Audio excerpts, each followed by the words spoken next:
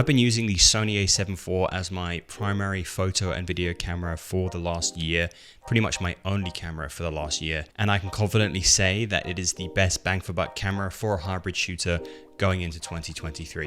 Hey everyone, my name is Johnny Romes and I'm an outdoor adventure filmmaker and tech content creator based in Utah, and I'm a chronic camera system changer. I was a lifelong Canon shooter, and then when the Sony a7 III came out, I switched from Canon to Sony, back to Canon again, thrown a little bit of Fujifilm, and I've done that countless times to the point where my wife has probably thought about leaving me. Needless to say, the Sony a7 IV has cured my addiction of switching camera systems because this camera literally ticks all of the boxes that you're looking for as a hybrid content creator. So this is my video telling you why, if you're looking for a new camera going into 2023, that the Sony a7 IV is the camera that you need to buy. So I really can't emphasize enough that in reality, it doesn't matter what camera you have and what camera you're using. Just get out and create something. But if you're looking to upgrade, or you're thinking about switching camera systems, then hopefully this video can answer some questions and help you use your money in the best way possible. So in the first few videos that I did at the beginning of this year with the Sony a7 IV, I was in the time of my life mainly focusing on photos. I was a very photo-centric creator. But over the last few months, for my own personal content creation and with my freelance business, the primary emphasis has been on video. So definitely bear that in mind when I go over why I love this camera. But I want to emphasize this is not it's not a cinema camera, so you're not going to expect performance such as the FX3 or the Canon R5C, but this is from the perspective of a hybrid content creator, as I still pretty much do both photo and video in the same kind of level. I think the best way to really show the photo quality is to just show you some of my favorite photos that I've made with the a7 IV over the last year. So sit back, relax, and enjoy these photos.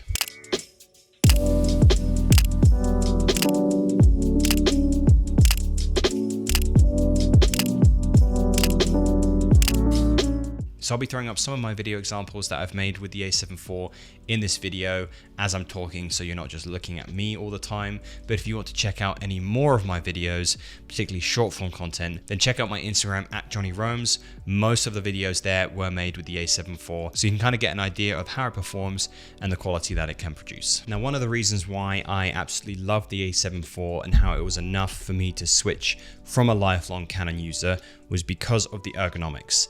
I felt that previous generations of the Sony cameras, the grip wasn't deep enough compared to what Canon had offered, and the menu layout was a little bit clunky and not as intuitive as Canon's offerings. The a7 IV fixed all of those issues. The ergonomics of the a7 IV are very similar to what Canon offers with the R6 and the R5.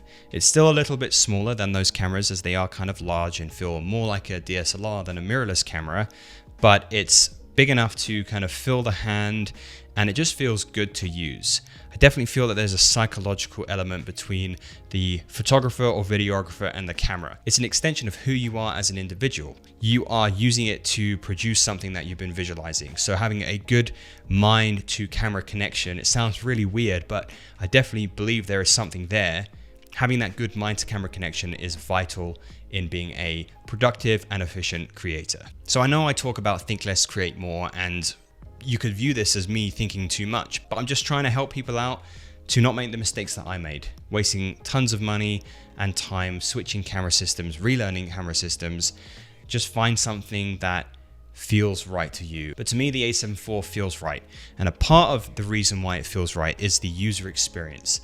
I feel that Canon has held back some things in the R6, which is pretty much the competitor to the a7 IV in terms of usability. As a hybrid shooter, one thing that you want, at least in my opinion, that's very important, is a good fluid ability to switch between photo and video. And the a7 IV does it pretty much perfectly. Canon R6, pretty non-existent. Now, what I mean by that is, if I have it in my photo mode and I'm creating photos and I see something that I want to capture as video, all I need to do on my a7 IV is switch it into video on the dial, and then to my pre-programmed one preset, which will go into 24 frames per second at 4K. If I want 60 frames per second at 4K, I just turn it to 2. And if I want 1080p at 120 frames per second, I turn it to 3 and then switch that dial at the bottom to my S and Q mode. None of that exists on the Canon R6. Now I don't have one, so I can't really explain it, but you cannot do that as easy as you can on the a7IV. And in fact, you cannot even do that on the R6. You can be in photo mode, and then you can turn the dial to video, but it will only be in one set video function if you are shooting in C-Log. As a videographer, you want to be shooting in the log profile to get the most out of your camera's sensor. But the problem with the Canon is when you switch it into that mode, you are stuck in the frames per second that you've set in the preset. So if you want to go into 60 frames per second or 30, or 120 at 1080p, you have to go all the way through the menu system to change it. And then you have to change your shutter speed to match the frame rate that you're shooting in and have it double the frame rate so you don't get any jitteriness or anything like that. But with the Sony, it's already pre-programmed because it allows you to use that custom function 1, 2, and 3 and save those predetermined settings. Unbelievable to me for Canon to do that in a camera that is literally marketed at high-res shooters.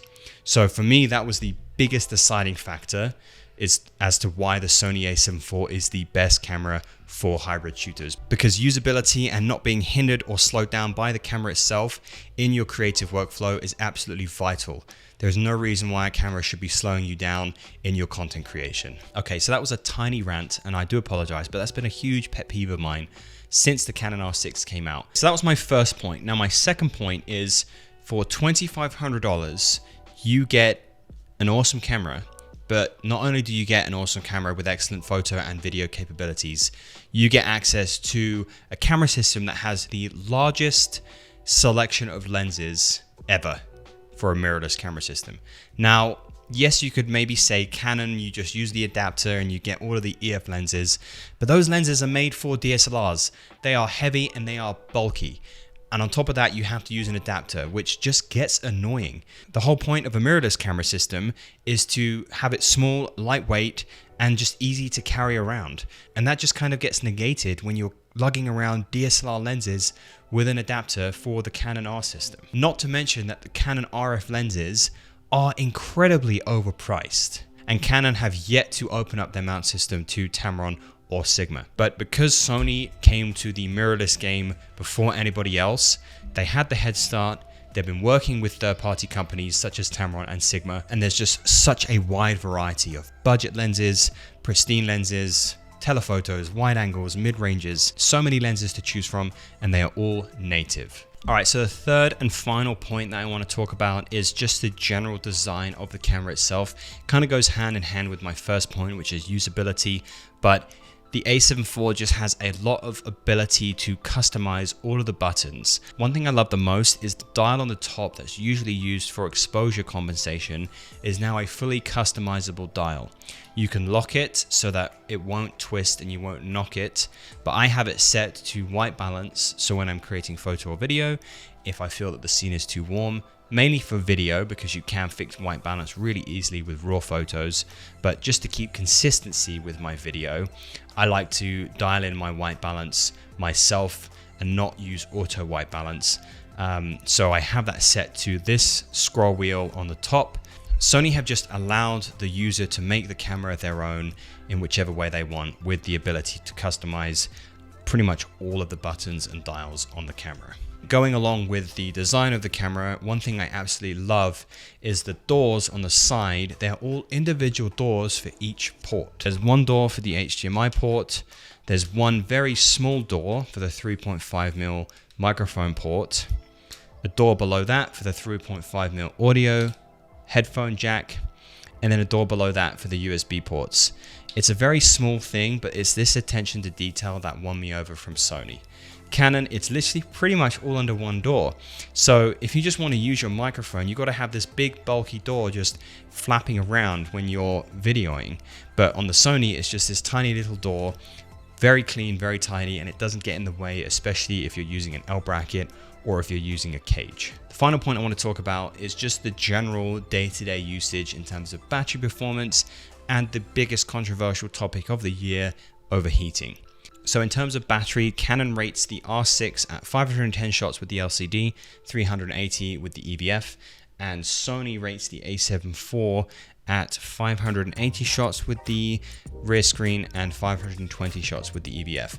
Now obviously that's going to be Dependent on the scenario, you know, whether you're shooting in winter, if it's cold, batteries obviously deteriorate in the cold. But I found that the a7 IV was miles ahead of the Canon R6. I could go an entire weekend of both photo and video astrophotography on one a7 IV battery, whereas I would need at least 3 for the Canon R6 to even come close to the a7 IV. I don't know if I got lucky, but that is the honest truth of the experience that I have found between those two cameras. I definitely feel that the overheating topics we had on the Canon cameras was blown way out of proportion. I didn't really have any issues with the R6 in terms of overheating in situations filming like this or just run and gun shooting. So comparing the same content, the a7 IV did not overheat. But when I was filming very long periods of time out in the middle of the summer at high noon, I did get the overheat warning on the a7 IV a couple of times, but that's kind of expected because it's not a cinema camera and it doesn't have any active cooling, so I was kind of tempting fate in a way. But for day-to-day shooting, run-and-gun shooting and videos like this, there's no problem and no overheating issues with the R6 or the a7 IV. Just so this video doesn't seem completely biased against Canon, I'll hand it to Canon that the image stabilization in their RF lenses and how it pairs with the image stabilization in the cameras is absolutely incredible. Some of the video that I got when I shot with Canon and using both image stabilization of the lens and the body literally looked like I was using a gimbal. Definitely something I miss when using Sony, but it's nothing that can't be fixed with either a gimbal or stabilizing in post. So in conclusion, for $2,500, I firmly believe you cannot go wrong with the Sony a7 IV. You have excellent photo quality at 33 megapixels. The low light is absolutely fantastic. Pretty much the best video specifications in a camera for that price. If you're okay with a crop in 60 frames per second like I am, and the 1080p at 120 frames per second, I definitely felt was really good and upsamples to 4K really nicely. And then on top of that, you have the best selection of native mirrorless lenses on the market right now. You absolutely cannot go wrong with the a7 IV. If you have any questions about what I've talked about in this video or something that I haven't been able to cover, feel free to reach out to me in the comments down below or on Instagram at JohnnyRoams, and I'll do my best to get back to you. Hopefully this video has helped answer some questions that you may have had about the a7 IV and helped you in your camera decision journey. I definitely want to emphasize once again that in the end, it doesn't matter what camera you use, just find something that feels comfortable to you, get to know it, and just get out and go shoot. Think less, create more.